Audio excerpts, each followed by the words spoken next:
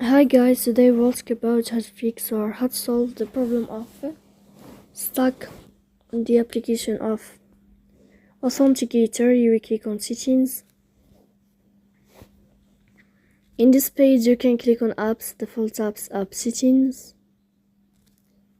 On above you can search about Authenticator and you will enter.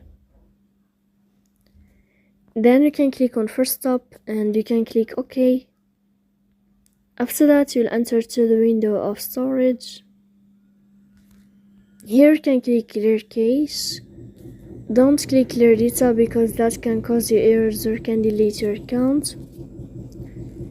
In the end you can turn off your phone and you can wait a moment to turn on your phone again. So please don't forget to support us by like and subscribe. See you next time in another video and thank you for your attention.